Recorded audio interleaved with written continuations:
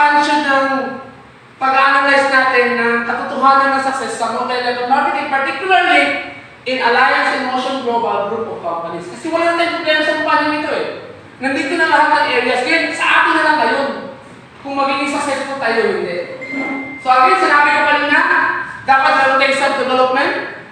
Dapat alam din natin tinatawag na network development sa mga grupo natin at yung tinatawag na product development na nangyayari sa grupo natin. Dapat sundin talaga natin ang policies ng kumpanya natin pagdating sa products. Okay?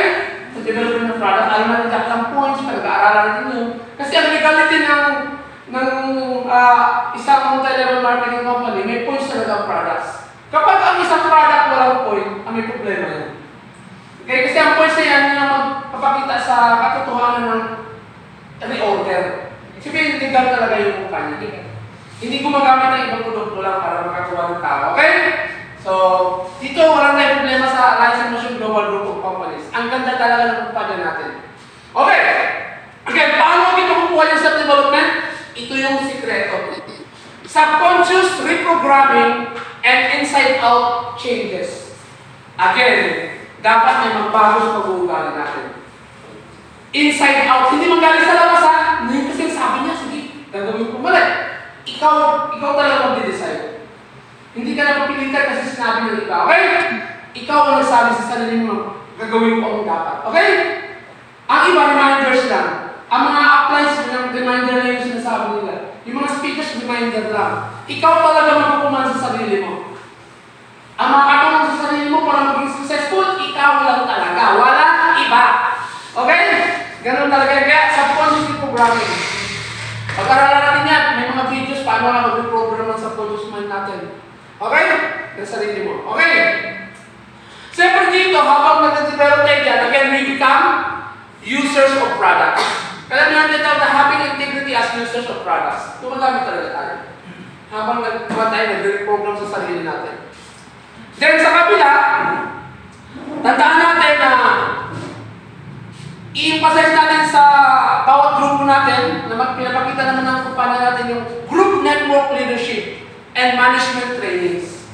Actually, maraming binibigay na training sa kumpanya natin, di ba? Kung sa atin, meron dito idadagdag sa grupo natin. Okay? Eh, tulad ngayon, ginagawa natin.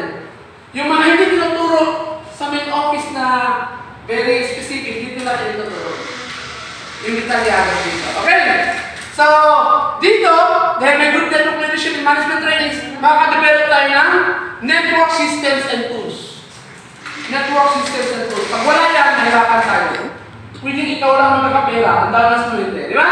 Pero pag may network system and tools, gagayahin na lang ng downline spawn ng ginagawa mo sa system and tools paano gamitin. Kasi tandaan natin yung mga kaibigan. They do not copy the personality of the upline. Hindi pwede kupihin ng downline ang personality ng upline. Ang pwede nyo kupihin ang paggamit ng system and tools. Tama? Kaya kahit bago pasok pa lang, pag may system and tools, tuturuan na siya paano gamitin yun. Hindi niya kanyang gayahin ang personality ng upline kasi bawat personality iba-iba, tama? So yun ang katotohanan ng success sa multi-level marketing. Okay. So, yun, dahil meron tayong network systems and quality. Pero kung titignan natin dito, isang idea dito sa sistema ng leadership sa ating kumpanya, meron siyang ranks and happy testimonies of wealth dito. Samantala sa kabila, nandito yung tinatawag na happy testimonies of good health kasi ginagamit natin ang produkto. Dito, ang tinitestify yung pagyaman. Pero, nagkaroon ng mga kotse, etc. Di ba? So, yun yun. Magpunta tayo dito ngayon. So, ang next part na dapat natin natin yung product mastery and technical and marketing training.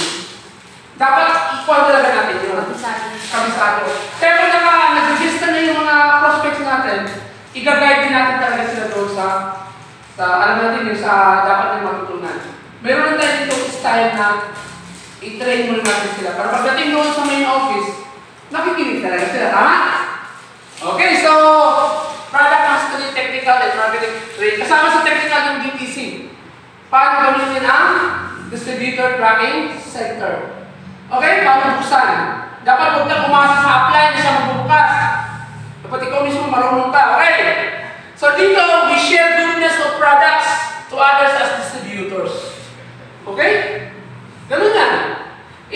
ito dapat, ang tatlong ito, pag isa dito mawala, hindi magiging successful.